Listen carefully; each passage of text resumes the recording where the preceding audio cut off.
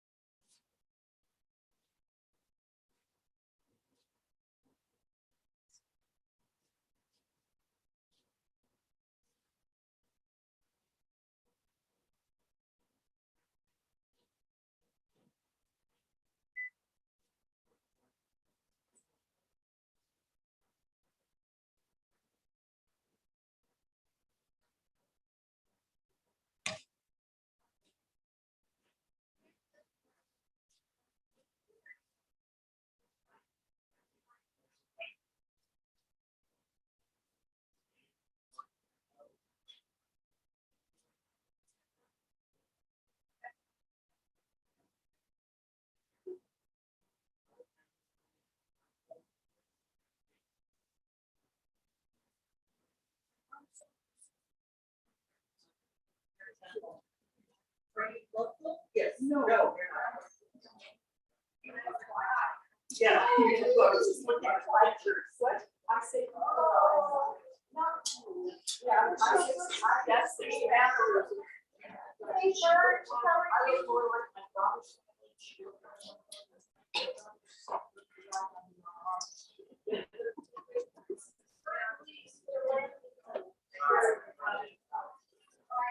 My father's.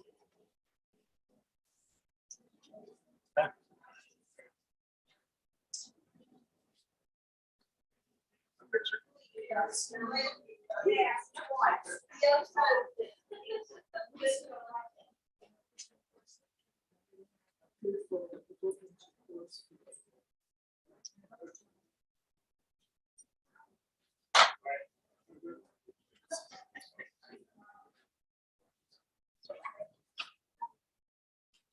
Same full time. So, her house is on that. San Diego.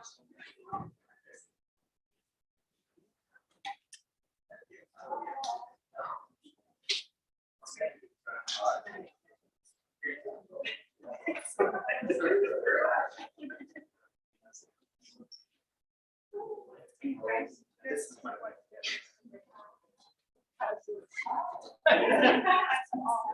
She's actually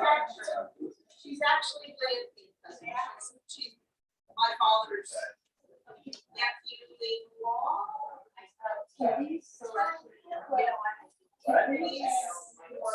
We're brother and sister. Right, you're right. Okay.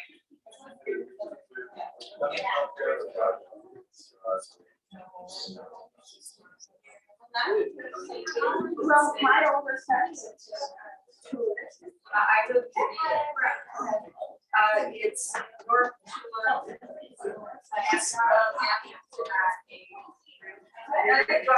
you drive off by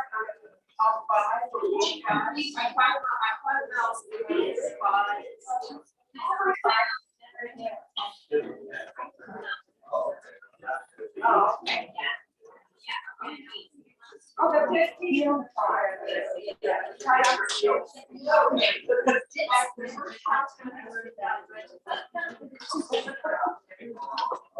The site is good because the speakers on the same.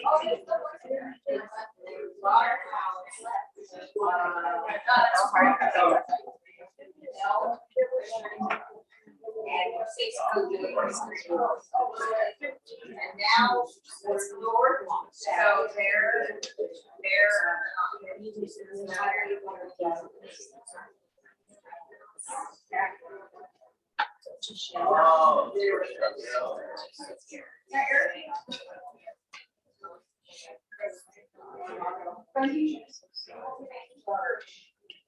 but now so you guys still in New York? In the city?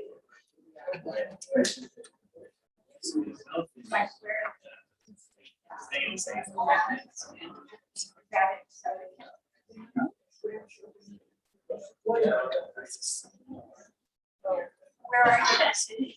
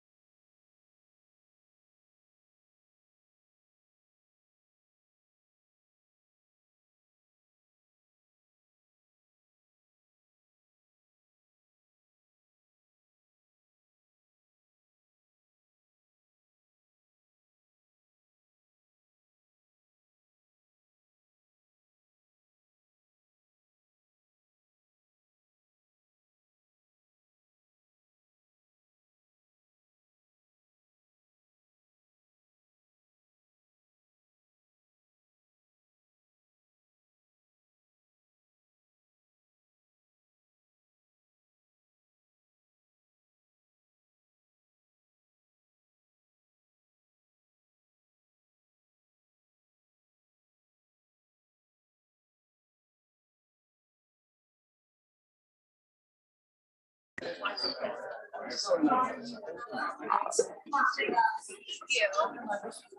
getting keep my space.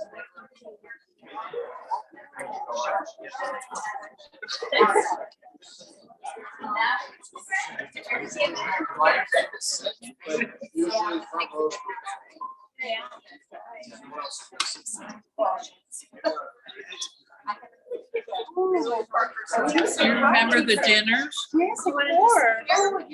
Maybe she would remember me. Well, with your hair that way, maybe not. Yes. You remember Becky? Do you remember me? Ladies and gentlemen, we're upon service time. If I can invite everyone to start taking their seats and remind everyone to please turn off your cell phones. I'm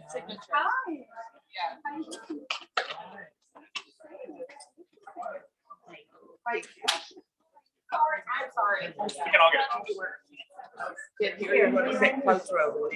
It's up to you. You want to sit right there? Chairs are available too. Then I don't care.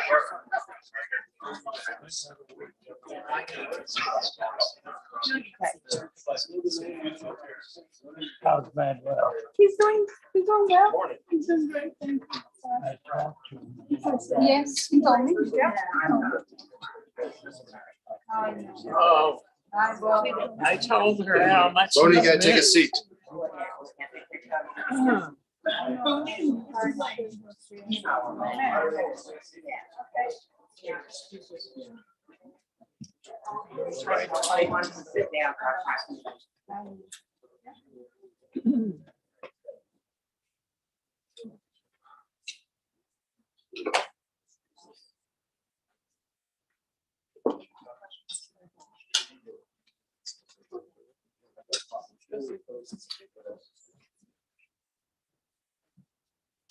Welcome to this holy and hard moment.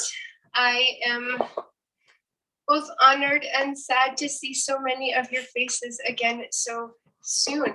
I was just gathered with this family, this beautiful family that I've grown to know and really love, for the passing of Dick Cook just a couple of months ago. And now here we are again.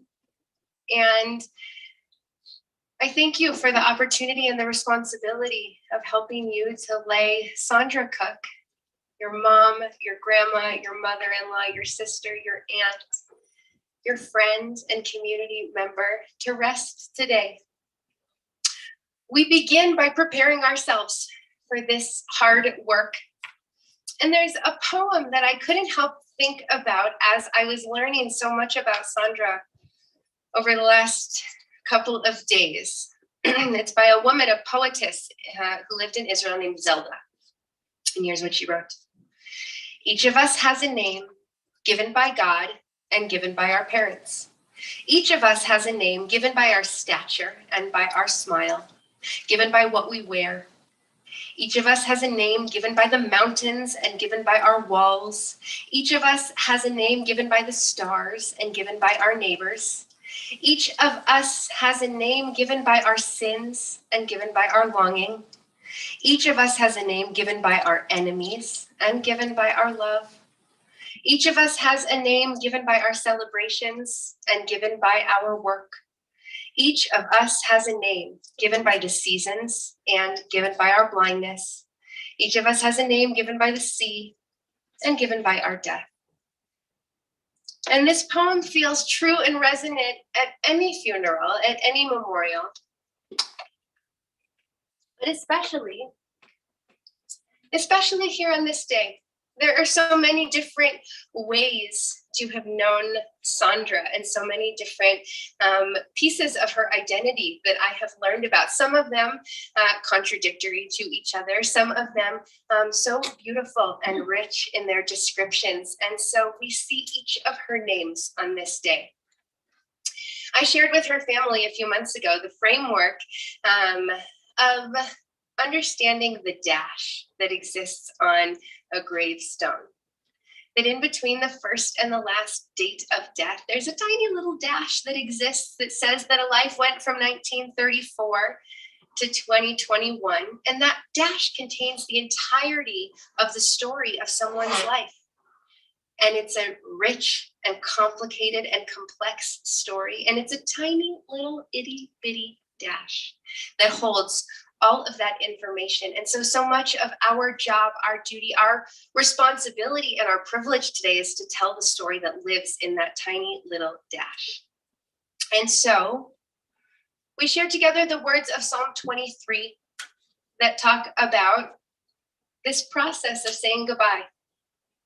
Mizmor leDavid, Adonai ro'i lo echsar, bino deshayar b'tzeini, amei menuchot yanach aleini, nafshi yeshovev, yancheni b'magalei tzedek leman shemo, gam ki elech begates al mavet, lo ira ra ki ata imati, shivtecha umishantecha hema yanachamuni, Ta'aroch lefanai shelcha neged zorai, dishanta b'shem en roshi, kosi revaya.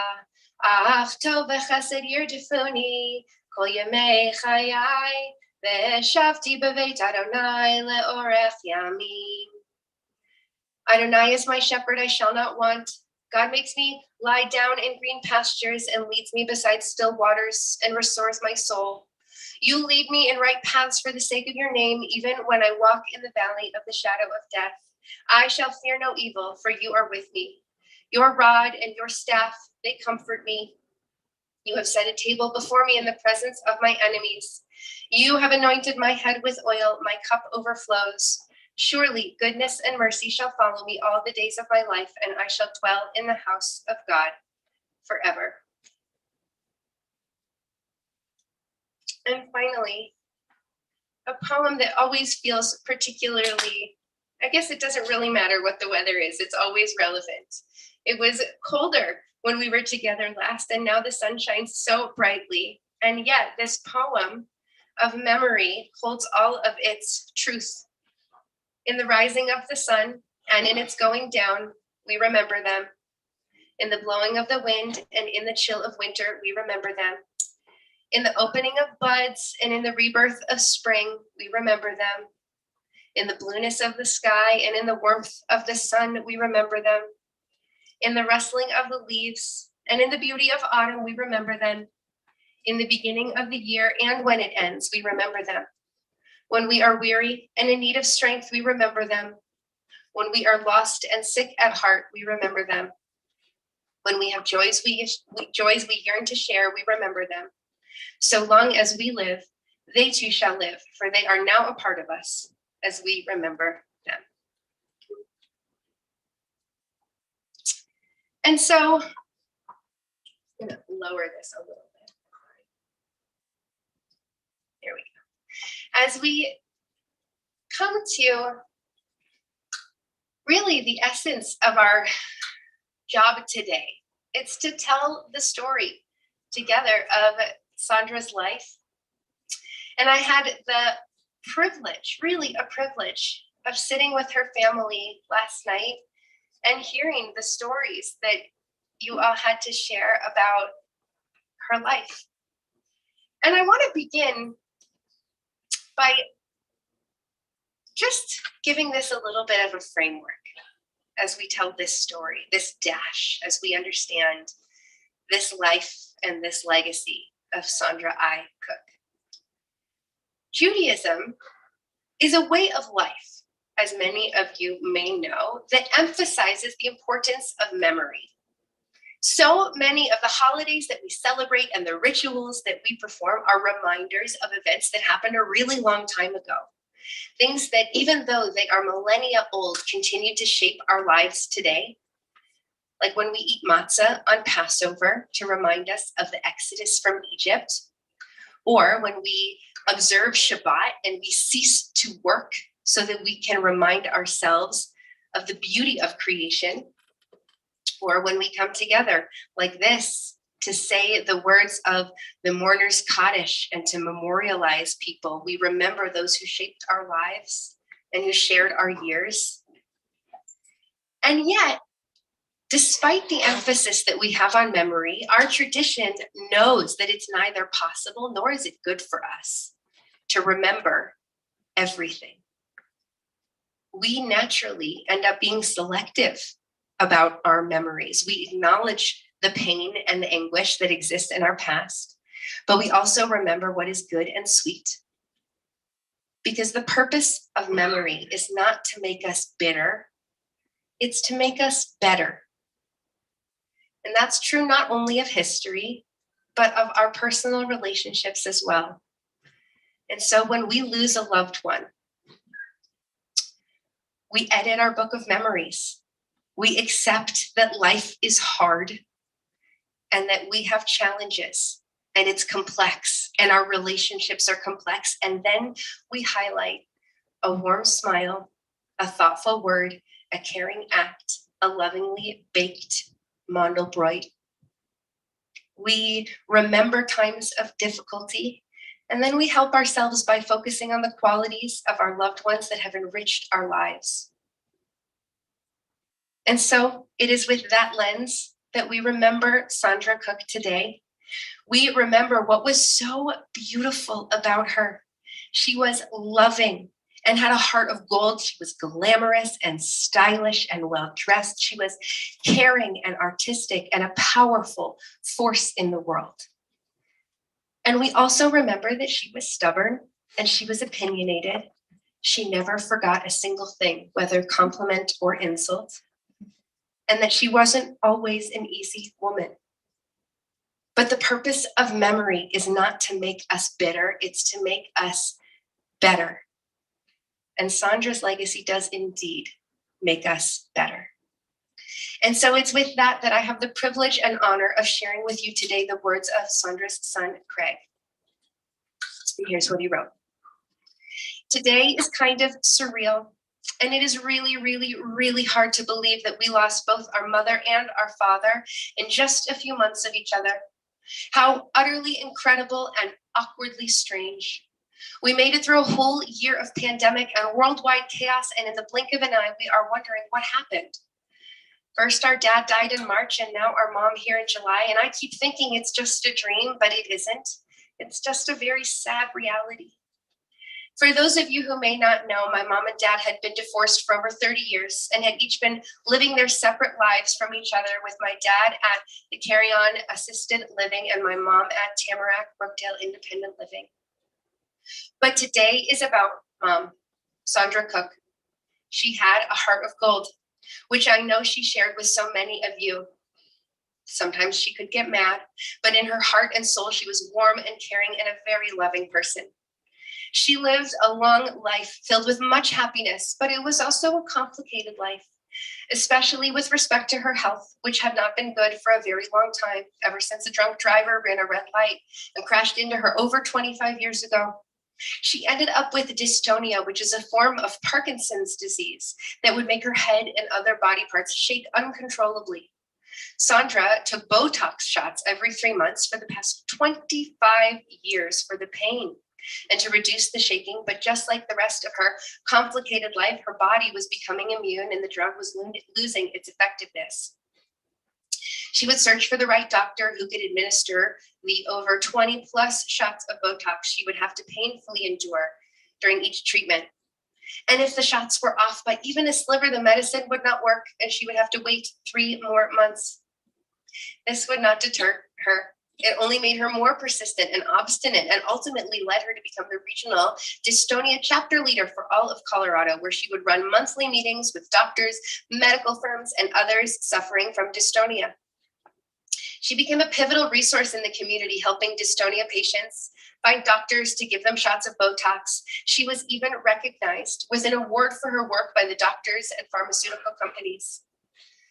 Unfortunately, the dystonia caused other issues for my mom, plus she had diabetes, and so her life over these past 25 years were filled with doctors and a whole lot of pills.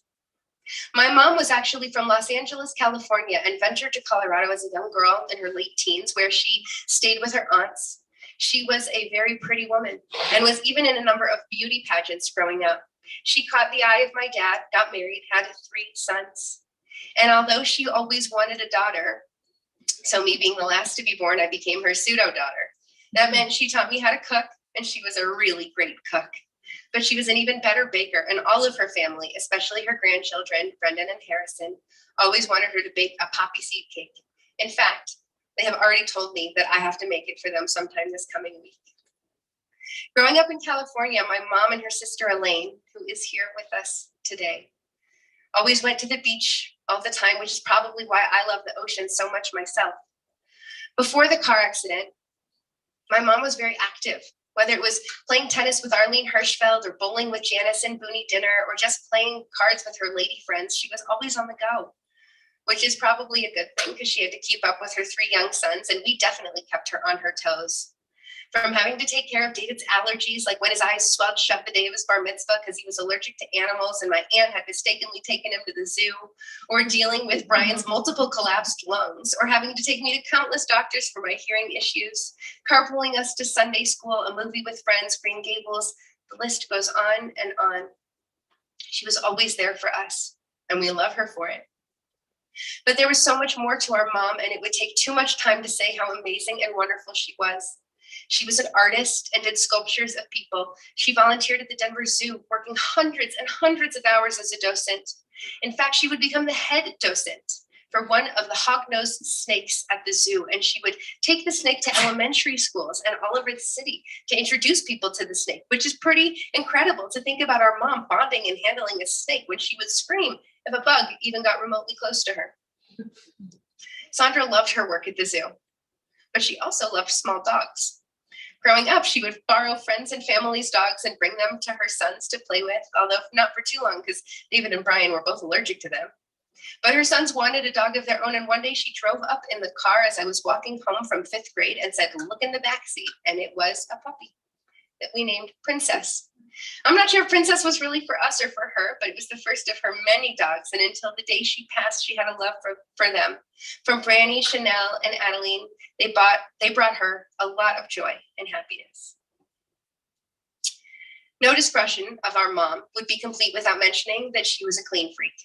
Not just a little, but a full card-carrying clean freak. There could never be a dirty dish in the sink, or she could not sleep. Everything had to be organized and neat. She was perpetually cleaning. Sadly, the clean gene rubbed off on me, and I find myself cleaning something which is totally clean, and it makes me laugh and think of her. I think she is happy that of all the things in the world that she gave me, that is the most long-lasting and totally ingrained one. These past few years have not been easy for Sondra. Her health was getting worse, and it was getting harder and harder for her to get around. And this made it difficult for her to leave her apartment as much as she would have wanted to, especially to go to family functions like the Jewish holidays or birthday dinners, which were always at Benihana restaurant. We used to almost be on a first name basis with every chef there. And Sondra was very fortunate to have some pretty amazing caregivers in her life, including Susanna, who has been with her for over 20 years. Which many of you know is incredible, as my mom could get upset pretty easily and she would let you know it. So thank God for Susanna. And there was Elaine, who helped my father and then came to work with my mom. And there was Christy, who gave up personal time with her own mom to be with Sondra. And they were all wonderful human beings and took amazing care of my mom. And I also want to say thank you to Shannon, the manager of Brookdale Independent Living. She is a saint. She would always go by and look in on Sondra and would do little things to make her time there better. And in fact, it seemed like she was always doing something or always there for my mom if she needed something, even though she had an entire facility with hundreds of people to take care of. So thank you. A little over a month ago, she fell and hit her head and had to go to the hospital to get stitches, and then onto a rehab facility for a few weeks to build up her strength. And then she just gotten back home about a week ago when one of her other amazing caregivers, Christy, found her not moving in bed. We took her to the hospital, but she would not bounce back this time. A day later, on this past Sunday, she passed. It's never easy, but it is a blessing, as her quality of life was not good, and we can only hope that she is in a better place now. We will always love her, we who are who we are because of her, and she will never be forgotten. And lastly, I want to stop and say thank you to my brother, Brian, and his 2 sons, my nephews, Brendan and Harrison, as well as Sharon, for all that they have done. Between my dad and then my mom, they have tirelessly always, and I mean always, been there, giving up their lives to take care of our parents. I wish I could have done more to help, but they were incredible, and I can only say thank you. Beautiful words. I share with you one more poem. I'm standing upon the seashore, and there's a ship at my side, and she spreads her white sails to the moving breeze and starts for the blue ocean. She is an object of beauty and strength. I stand and watch her until at length she hangs like a speck of white cloud, just where the sea and sky come to mingle with each other. Then someone at my side says, "There, she is gone." Gone where? Just gone from my sight, that's all. She's just as large in mast and hull and spar as she was when she left my side. And she is just as able to bear her load of freight to her destined port. Her diminished size is in me, not in her. And just as the moment when someone near me says, "There, she is gone," there are other eyes watching her coming and other voices ready to take up a shout and say, "Here she comes." That's what it means to die. Death comes in its own time and in its own way. It's hard to sit here and watch the ship sail away. To know that a woman whose presence has been large and powerful in our lives is slowly getting smaller and smaller on the horizon, and yet our job is to take with us the lessons of her life, even as her presence changes shape and our memories begin to take hold over her physical presence in our lives. And so what do we take with us from her life as her image gets smaller and smaller on the horizon? We take with us her love of animals, of dogs, of being a docent at the zoo. I didn't know about the snake, but that's alarming and amazing. I wouldn't have anticipated that she would have schlepped a snake all over the place. We take with us her presence as a mom. The boy said that she was not always an easy mom. She was stern, and so was Dick, but she was always there. She was always there to do what they needed, to take them where they needed, to be there for them, to cook for them. She was a very present mom. And even though she was sometimes a hard mom, she was a loving mom. We take with us her unwavering devotion to her grandsons. We know from all reports that they were the best part of her, that her love for them, unlike her love for everyone else, was unconditional. You could do no wrong. And from what I heard, I think you did no wrong. You were there for her. You showed up. You spent a lot of time with her. And it is clear from the way that your family talks that you guys meant the world to her. And so we take with us her quirks, most of which I learned from you guys, that she loved animated movies and The Grinch in particular, also unexpected. Her disdain for fancy food. She would turn up her nose at Del Frisco's and the Capitol Grill, but she had a deep love for Mustard's Last Stand, a Chicago dog, no relish, extra pickles. So we'll keep that legacy alive. I heard stories of the fun of the last and probably only time that she got drunk on Mother's Day and just let go in a way that she didn't usually. And we take with us the lesson to be compassionate. She had a hard childhood. She had a mom who wasn't easy. And so we look at her complexity with eyes of understanding and empathy and extract from it the blessings that we can. We learn from her to be driven. Her resilience and dedication to making her life with dystonia livable are inspiring. But even more than that, it was the way that she advocated for others with her disease, helping them to get the treatment that they needed. We learned from her that love does matter most in the end. And we hope to build lives here that emulate her best qualities and that learn from her most complicated qualities. We're reminded to reach out to the ones that we love, to cross the lines of battle, to be the ones to reopen communication when things get hard. And we learn that her best qualities were passed down To her sons who love her, and especially to Brian, who has selflessly taken care of both of his parents over the past few years, showing up and doing what needed to be done, even on the hardest days. They were passed down to her grandsons, who made her so happy, delivered her hot dogs, and spent so much beautiful, wonderful time with her. It is passed down to her niece, Dee Dee, who might have inherited a little bit of the stubbornness, but used it for good and just kept calling. To her sister, Elaine, who wanted a dog, but got a sister instead, but who saw Sondra's beauty, even when it was hard to find, and sees it today. You guys are the best of her, because even as the ship sails away and our memories take hold and her legacy takes shape in our mind, we remember that the purpose of memory is not to make us bitter, but to make us better. And Sondra's legacy does indeed make us better. And with that, I ask you to please rise as you are able for the recitation of El Malay Rachamim, the prayer for the deceased.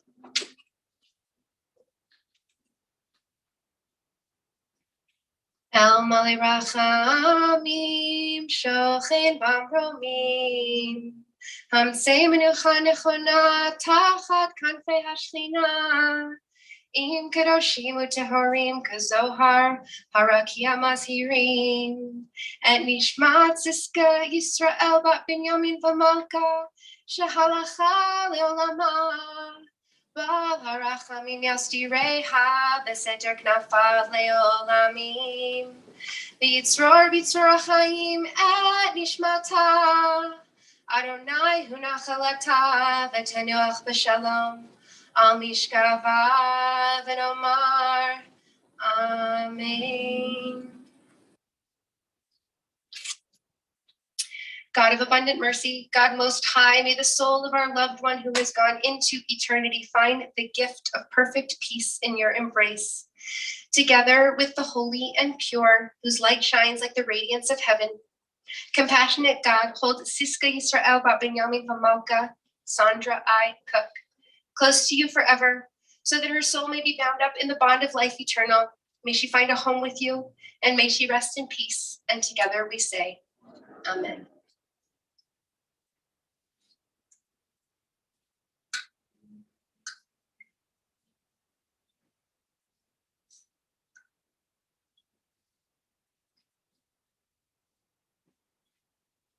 So that concludes our service here. The family will be joining for private interment in just a few moments at our cemetery. I want to let you all know that they will be observing 2 nights of Shiva tonight at 7:30 at Brian's house. If you need information about that, we'll get it for you. It will also be on Zoom. There's a link that exists for those who want to join virtually, and tomorrow night also at 7:30 with Minion closer probably to 8.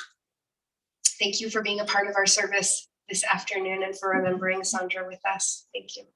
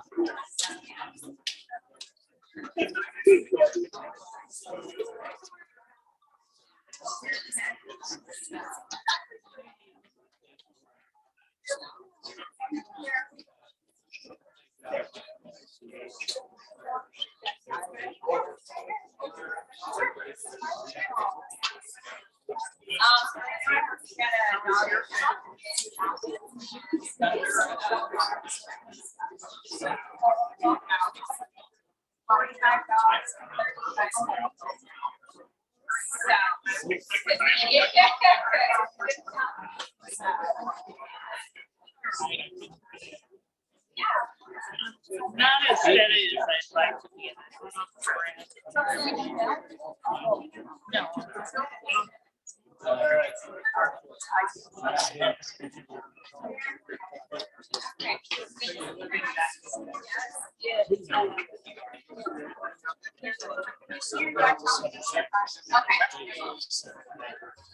Anyway, that's good.